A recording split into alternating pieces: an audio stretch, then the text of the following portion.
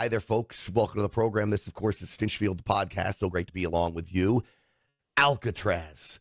I'll tell you what, it's one of the coolest places I've ever visited. I wouldn't want to be a prisoner living in Alcatraz.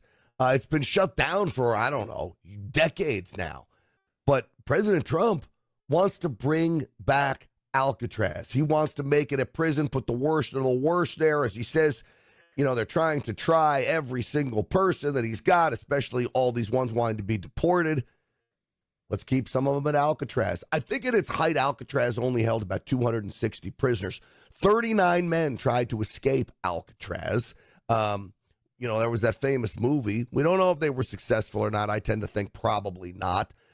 What is the feasibility of transforming Alcatraz back into a prison? We're going to talk about that today. And the 1.2 million visitors that visit Alcatraz on a yearly basis. Do we lose any money by giving up Alcatraz as a tourist destination? So, again, President Trump doing what he does best, coming up with out-of-the-box thinking designed clearly to trigger the left. Alcatraz, could it be back up and running? We're going to talk about that. We've also got Sheriff Villanueva, who is the former L.A. County Sheriff. Los Angeles, deciding to become a Republican. We'll have an interview with him today. Big news. And then, of course, all the spending in Washington. We're going to talk about this budget battle that really starts to get underway this week and how important it is the Senate get on board with congressional Republicans. All that in the podcast today. Before we get the show started, I want to tell you about my friends over at Colonial Metals Group. Colonial Metals getting it done. Freegoldguide.com, freegoldguide.com/grant. That's the website I want you to go to. We see gold going up again over the last few weeks. There's been a steady rise in gold. That is very good news. Why? Because of all the uncertainty in the world. It is a portfolio protection maneuver to put some money into gold. Colonial Metals can help you take an existing 401k or IRA, turn it into a precious metals IRA or 401k with no money out of pocket. You can even get up to $7,500 back in silver, which is a great deal depending on how much you invest. So again, go to Colonial Metals Group, freegoldguide.com/grant. That's the website I want you to go to, freegoldguide.com/grant, 800-458-7356. All right, with that, folks, let's get this show started. Uncensored and unapologetic. This is Stinchfield. Here's your host, Grant Stinchfield. All right, Alcatraz. You believe Alcatraz could be back up and running very soon. President Trump is now saying that he wants to open Alcatraz back up to put the worst of the worst, most violent felons back in Alcatraz. Now, I love this idea on a number of fronts. One, we need the prison space. Now, at the height, Alcatraz only held about 260 people. I say only, but they were 260 of the worst America had to offer. You may remember Machine Gun Kelly and the Birdman and some of this nation's most infamous criminals were held at Alcatraz. 39 people ultimately tried to escape. You know, there was that famous movie, Escape from Alcatraz. Did those guys get away after making makeshift boats out of raincoats? Most people believe they probably did not. But President Trump saying he wants to reopen Alcatraz to house some of these prisoners. Now, is this a good idea? One, I think it's a great idea because President Trump does what he does best, and that is, of course, triggering those on the left. By coming out and saying that he's going to open Alcatraz back up, I mean, you know those on the left are going to go crazy. Now, what does this mean for San Francisco? Because I can tell you that Alcatraz is a huge draw from a tourist perspective. There's not a lot of things I like to do when I go on vacation as far as sightseeing goes. I'm pretty much a beach guy, right? I go on vacation. I like to relax. I work so hard during the week. I don't want to go around sightseeing, which is why I haven't been a big Europe traveler, because if you go to Europe, you're basically going to be going and seeing sights. I'd rather go to Florida or the beaches, our beautiful beaches of California. But Alcatraz was one of the few places that I wanted to see. And I will tell you, of all the tours that I took, the tour of Alcatraz may have been the best. I mean, if you haven't done it, you need to go do it. This is why 1.2 million Americans show up to go through Alcatraz. Now, you pay a fee to go in. How much money are we going to lose by not having tourists? Now, wouldn't it be something if you made the prison like a zoo, where you had the worst of the worst and you had them, behind bars or maybe behind that bulletproof glass, and you could have tourists go walking through looking at the worst of the worst. Maybe you could keep the tourism and the prison both up and running. I'm sure there'd be all kinds of security issues with that. Probably not going to happen. All right. 855-785-8255, 855-785-8255. Do you think this is a good idea to open up Alcatraz? Now, remember, I mentioned Al Capone was a inmate in Alcatraz. Machine Gun Kelly, James Whitey Bulger. These are mobsters. It is a symbol of law and order. I mean, I think today, even when you think of Alcatraz, you think of all kinds of law and order. Now, the problem with Alcatraz back in the day was it was a brutally run down, broken down, crumbling prison. What would it take to turn that around today? It is still crumbling. Now, when they shut the Alcatraz down, they said it needed about $3 to $5 million to fix it up. I would have to believe to fix Alcatraz back up now would be in the tens of millions of dollars. So I believe it closed in 1969, or right before there, somewhere in the mid 60s. And again, $3 to $5 million to restore the main facility. Then, can you imagine what it's going to take now to restore this facility, and how long will it take? Will we get it up and running before President Trump leaves office 3.5 years from now? It was 3 times more expensive to operate than any other federal prison. Why? Because it was very difficult to get things onto the island, as you know. And again, in 1986, it was designated a historical landmark. So my question then becomes, is President Trump going to have some issues of getting around those regulations with it being a historical landmark? Maybe. Not sure. We shall see. Another big victory for President Trump I want to tell you about as well. This relates to his Article 2 powers. These judges all over the country have been doing everything they can do to shut down President Trump's orders. And when I talk about orders, I'm talking about orders cutting federal grants, cutting staff at many of these agencies. The judges have stepped in and says you can't do that. Well, there is a major, major ruling that happened on Saturday out of a D.C. court that basically said President Trump does have the right to fire these employees, and he does have the right to decide where this grant money is going, and he has that right because he's the executive of the federal government. Now, this story that came out on Saturday of this ruling is not being covered very widely.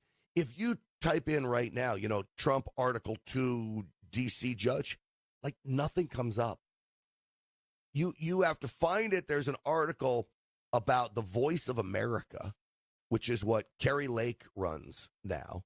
And the Voice of America has been a radicalized Voice of America, basically talk about Radio Free Europe and these kinds of things. All the articles will talk about President Trump can restore the employee, can fire the employees at Voice of America. There were about 1,000 of them that he wanted to let go. None of the mainstream media wants to acknowledge the fact that this ruling from an appeals court reins in so many of the district court rulings. In fact, in my opinion, it overrules the district court rulings. But again, the mainstream media wants to cover this up. It is, in my opinion, a huge huge win for President Trump. You know, President Trump talked about some of the radical judges that he faces. Dan, the phone man, if you could get it ready, cut 25 for me. President Trump talked about these radical judges. Let's roll it. We're putting them in rapidly. We're trying to get very good ones. I mean, we need judges that are not going to be demanding trials for every single illegal immigrant. We have millions of people that have come in here illegally, and we can't have a trial for every single person. That would be millions of trials. The people elected me in a landslide with every single, we won every swing state, we won everything there is to win by big numbers. Not only swing state, we won the popular vote by millions of votes. They elected me. This was the number one issue. And now we have judges radicalized and crazy because they want us to have, if you believe this, they want us to have a trial for every person that came in illegally into our country. So they come into our country illegally, and then we're supposed to take weeks, I guess, and months to have a trial. Oh, weeks and months, Mr. President. It's going to take years. You know, just to get a trial done in federal court, even a public defender who just fresh out of college can get trials delayed to take them years. There's no way you can have a trial for all of these people. So this is one reason why he says, hey, well, let's open up Alcatraz. We'll get some more room. Talk about a deterrent to coming to America. Possibly you get caught, you're getting sent back to Alcatraz. Thanks, but no thanks. But back to this ruling. So this judge, these 2-1 ruling by an appeals court in D.C. ruled that President Trump could fire these people that work for federal agencies. As the executive of the federal government, he fully is capable and has the ability to fire these people. The judge ruled that President Trump could decide where he wants grant money to go to and where he doesn't. And that when Congress sets aside a certain amount of dollars for the agency to spend one way or the other, they don't always say, spend it on this grant, spend it on that grant. They leave that to the agencies. Well, President Trump is the head of the agencies. He can overrule it all. And to me, this is common sense. So this appeals court ruled in favor of President Trump. This should have a very fast ripple effect. Do away with some of these other rulings. President Trump's team needs to march into these district courts and say, hey, we just had a ruling from an appeals court that totally reins you in. Let's dump this. All the while, we've got to get Congress acting to make sure that when it comes to the judicial branch, when it comes to district court judges, that a district court's judge only takes effect in the district where he is located or she is located. And in fact, if it has to do with a presidential order, I would offer up that there needs to be a 3-judge panel, that case immediately goes to the appeals court style. So you don't judge shop, which is what these liberals do. They shop around for a liberal judge to get their liberal ruling to go after President Trump. So with that, folks, President Trump, big victory over the weekend. The mainstream media, sadly, is not going to talk about it. They'll talk about Alcatraz, though. They're going to try to make it sound like President Trump is crazy for opening this thing up. Let's see if it happens. Here's my assumption. The Bureau of Prisons is going to go in there. They're going to look around. They're going to say it's going to cost way too much to restore this thing back to keep people there. But it serves for good fodder in the meantime, doesn't it? I'll tell you what, folks, do you want to get 20% annualized interest on your investment paid to you monthly, that interest? You need to go to get20now.com. This is about Bitcoin mining, industrialized Bitcoin mining. You don't have to deal with the wild swings of cryptocurrency. It's going up, it's going down. No, you lock into a deal, 20% annualized interest paid money. This is what my friends over at NFN8 are doing. The website is get20now.com, of course, because you can get 20% annualized interest up to, depending on the deal you make them, paid out monthly. I am involved in this. I've made a sizable investment, and I can tell you this. The folks at NFN8 have lived up to their promises to me. I know all these guys personally, and it has been a great deal for me. I'm so happy with them. So if you want to get involved in this and you don't want the ups and downs of the stock market, cryptocurrency, you want to lock into that annualized rate of 20%, go to get20now.com. That's get20now.com, and you tell them that Grant Stinchfield sent you.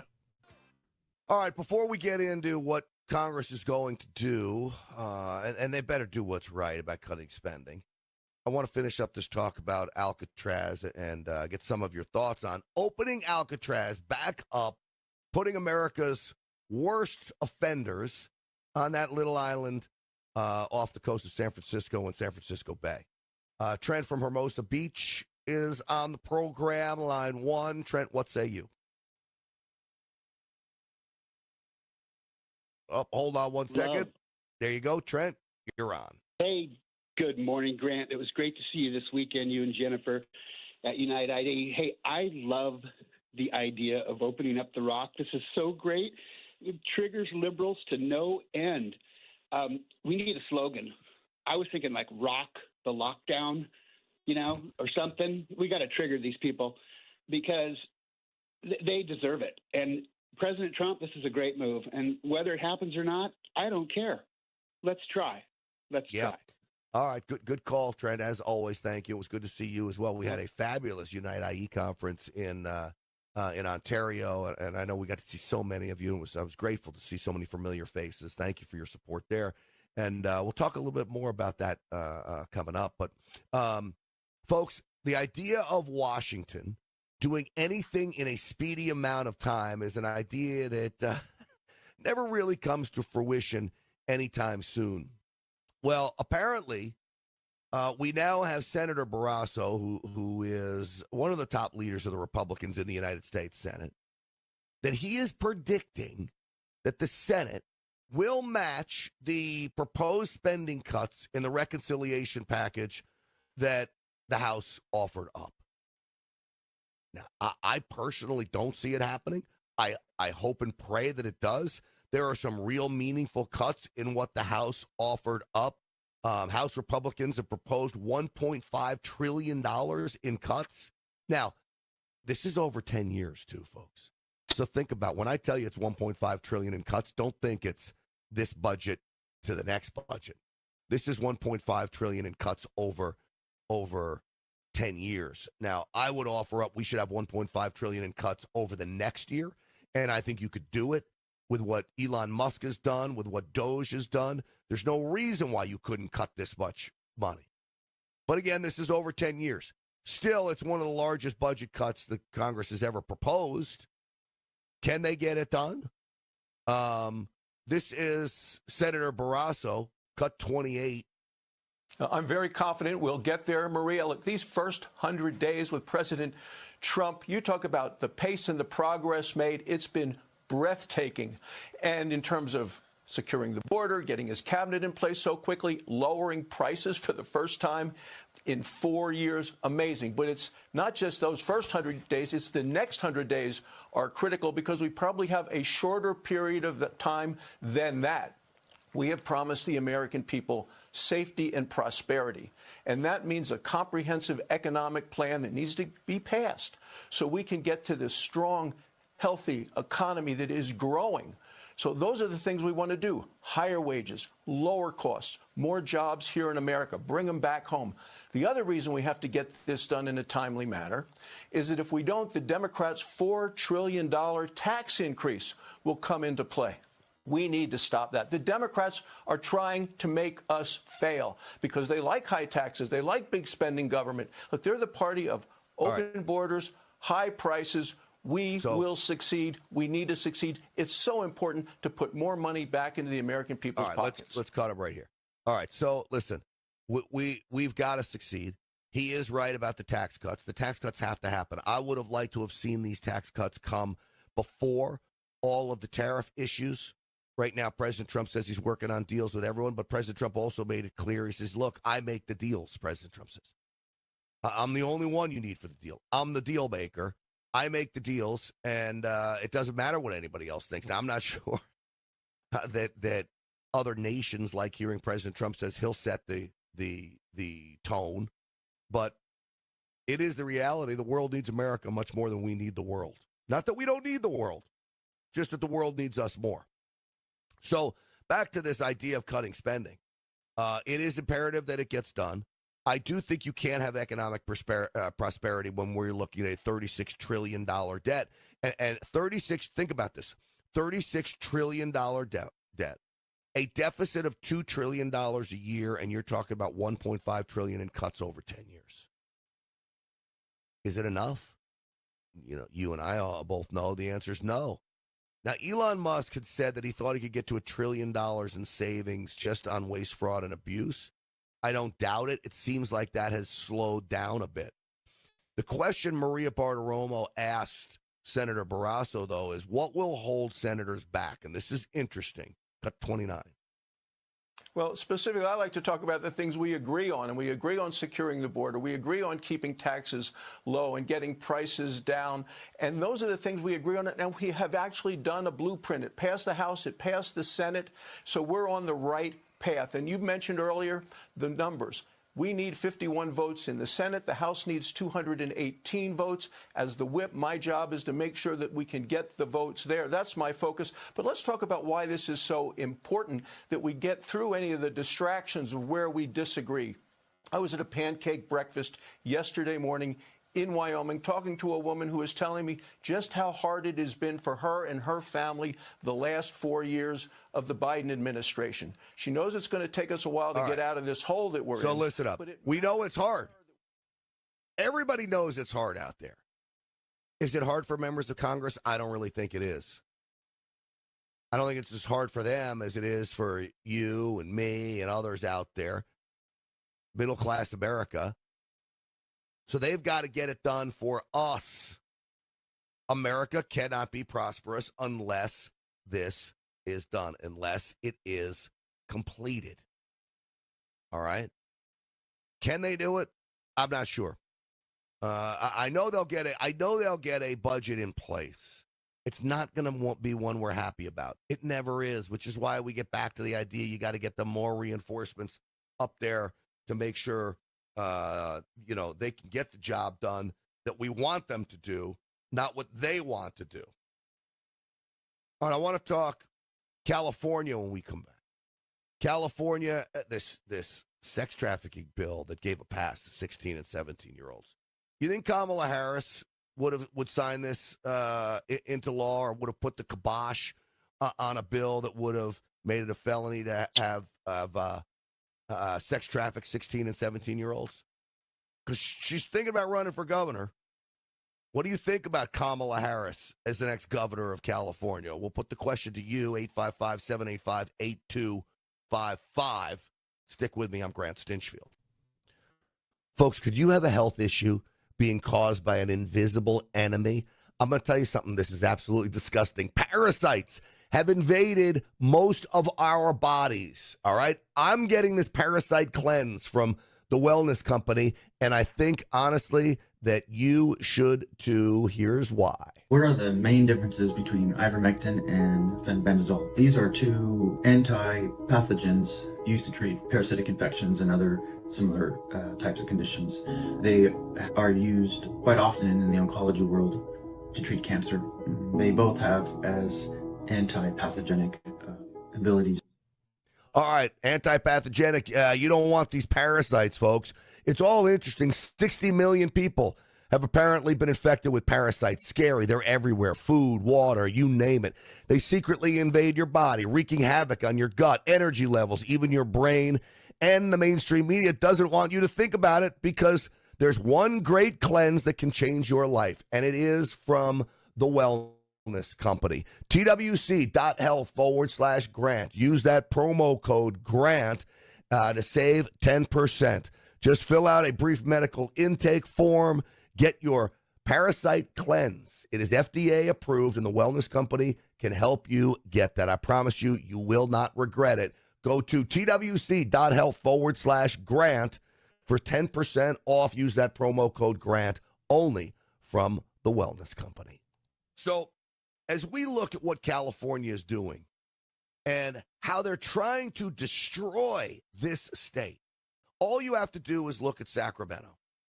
So Sacramento failed to pass a bill that would make it a felony to sex traffic 16 and 17-year-old children.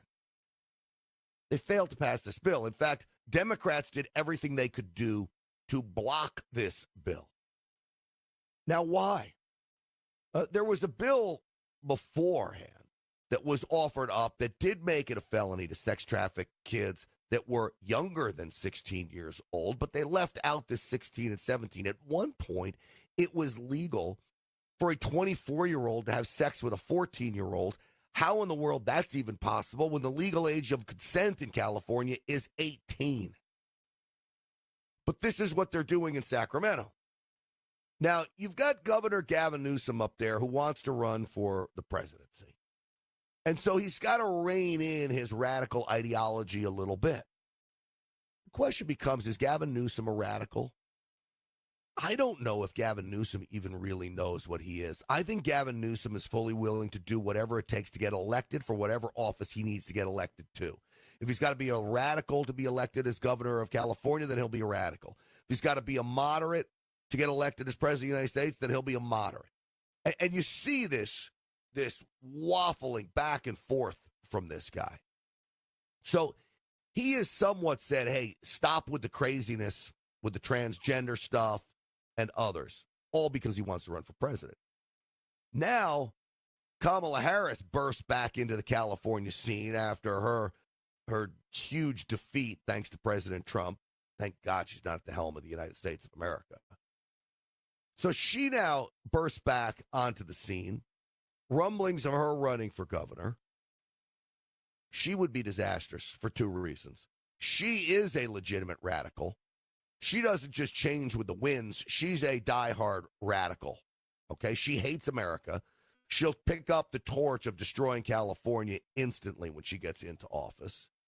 And two, and I think maybe the most important reason why she can't be governor is she's dumb. This woman is not a smart woman. If we get in a position where we need some real tough decision-making skills, Kamala Harris is not the one for you. So I want to bring in Uncle Roger. What town is he in? You know I don't call him Uncle Roger. He's younger than me. I think it's a ridiculous name, quite frankly. But let's bring in Roger from what town? What town is Roger in?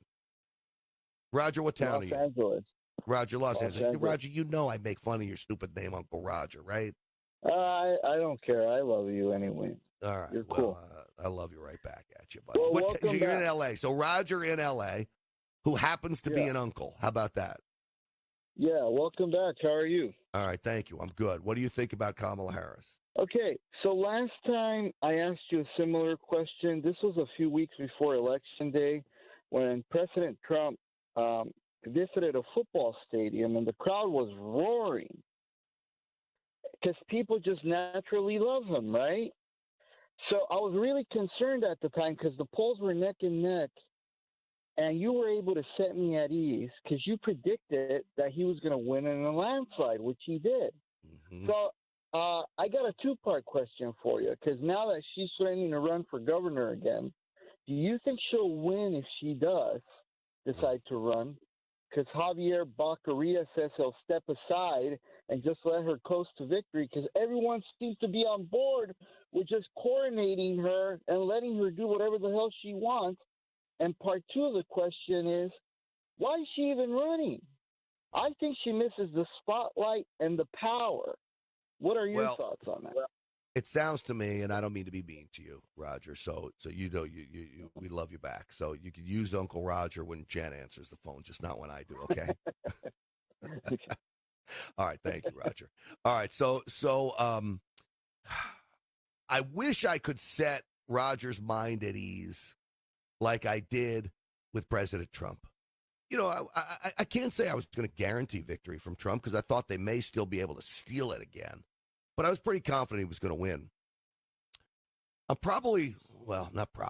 If Kamala Harris is the nominee, Kamala Harris will be the next governor of California. Now, you know I love Steve Hilton. Steve Hilton's my guy, and Chad Bianco's a good man, too, and he's up there in Riverside County as the sheriff. These are good guys running for governor. But could Steve Hilton beat Kamala Harris? Now, we heard all kinds of statistics that are really amazing, that if every single person in a midterm election that voted for President Trump came out and voted in the midterms, that Republicans would have big time victories. And that would be this governor's race. Now, I still don't buy it. I still don't think a Republican can win in California, and I hate to break that news to you, so I can't rest your mind at ease there. I also do think that Kamala Harris will be coronated. This is what the Democrats do. They anoint people to run for office and then basically instill them in that office. Baccaria wouldn't stand a chance against her. Katie Porter's not going to stand a chance against her. And on the final question as to why does she want to run, you answer that one too, Roger. She wants to run because she needs the spotlight, and quite frankly, as I told you before, she's dumb, so she's not going to get a job in corporate America. What is this woman going to do? So, yeah, she's an attorney. Do you want her working on your case? She basically was given everything when she was attorney general here in California. She basically had her staff do everything for her. She's not going to get a job for some big law firm. I mean, some Democrat law firm may give her one just so they have her on the as the name on the wall. But this woman can't really work, so she needs to be in the public eye. All right, let's go to Joe in Simi Valley. What say you, Joe? Joe, go ahead, Joe. Grant, good morning, sir. Had a great time at Unite AE Saturday. You and I did not get to shake hands. You didn't get to meet your man crush. Oh, man, I'm sorry, Joe. That's okay. I was the big guy wearing the blue suit and the white CRPA hat. I do want to share with you, we've got one thing about the conference. I loved it. I thought it was great. I'm 100% in lockstep with you on so many things. I do believe, though, we need to stop having it sounds like an almost a backdoor or kind of a silent defeatist attitude when it comes to beating these Democrats in California. Number one, we've got to get younger. I was at that conference, man, and there was a lot of purple hair there and a lot of people with walkers. We've got to figure out a way to reach the younger crowds. Just like as a member of the CRPA, we're trying to reach more gun owners in California to fight for our freedoms. It's the same thing with the Republican Party in California. You know, Carl DeMaio is 100% on. He's on point. And I think we just need to figure out a way to unite more and to get more people involved. Because if we don't, we know what will happen. It'll be too late, and we'll continue with these horrible policies. But I did want to say thank you. I did get to meet Jen, in fact, and I got to take a picture of some ladies that were really looking forward to a picture with her. It was really, really nice. So, but I'd like to go ahead and get your thoughts on that.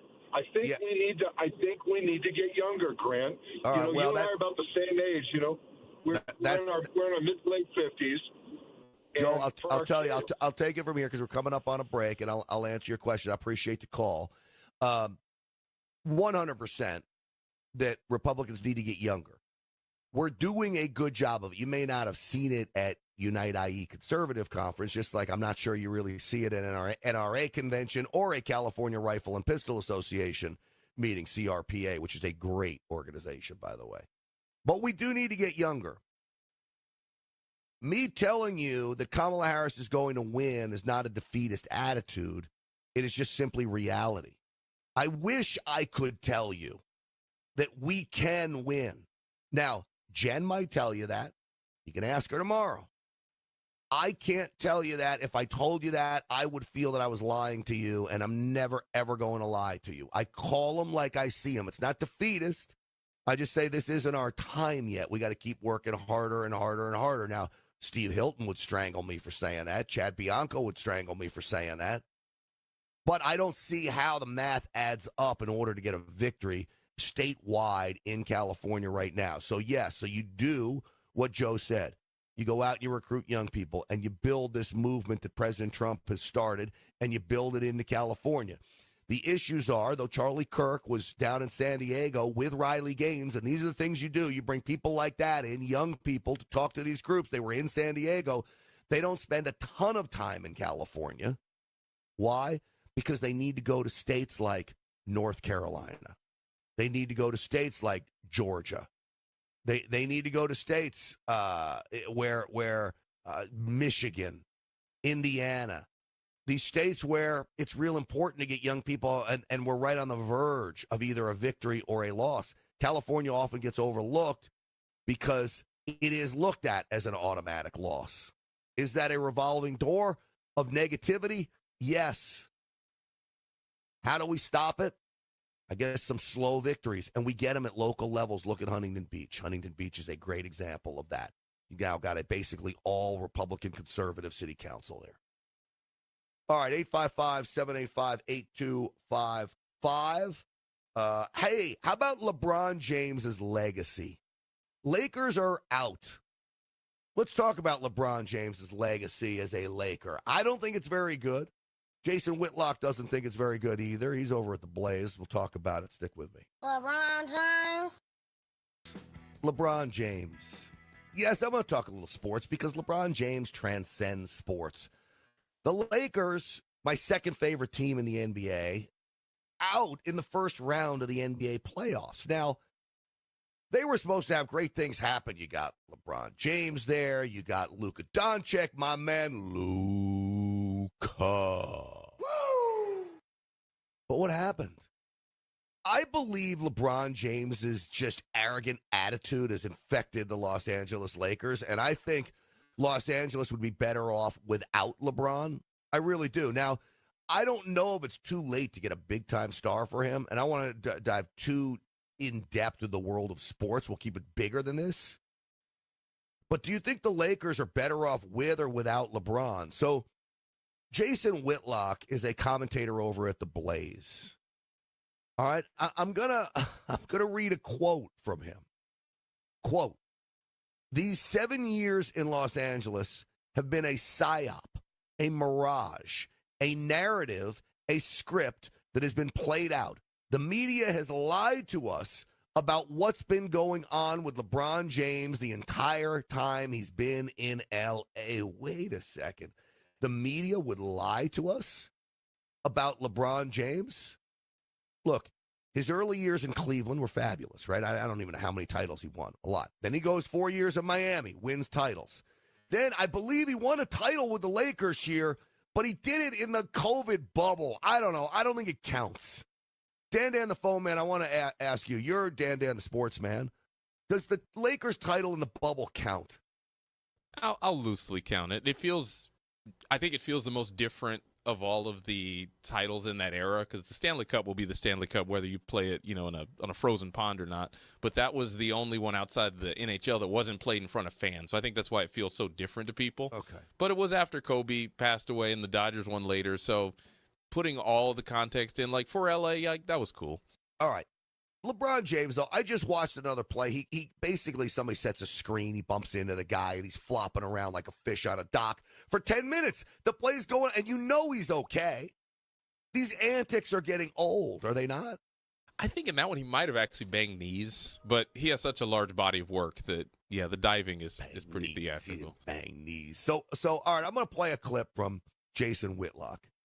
Now, you know who Shedeur Sanders is for all of you out there. This is the son of Deion Sanders.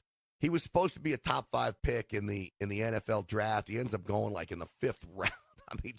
And I think it had to do with his father. But this was a fall from grace like never seen before in sports. This is Jason Whitlock, cut 36. LeBron James, what do you think about this analogy? He's the Shedeur Sanders of the NBA. And I don't mean the entirety of LeBron James's career. What I mean is the 7 years he has spent in Los Angeles. He's been Shedeur Sanders. He's been the person that the media has overhyped. He's been the person that's played in a watered-down, softened NBA and portrayed as if, hey, man, these 7 years here in Los Angeles, this is LeBron James wrapping up his pursuit and catching of Michael Jordan. And, Here he is in year 21, and he's putting up this stat and that stat. And just look at these stats. This is incredible. He's the GOAT. LeBron James is just yet another psyop that the Matrix has played on us. So, look, stats don't mean anything unless you're winning titles. Just like President Trump. He can come to you with the greatest one-liners, the greatest executive orders. If you don't get any of them through, well, then it doesn't do you any good. These are titles we're looking for.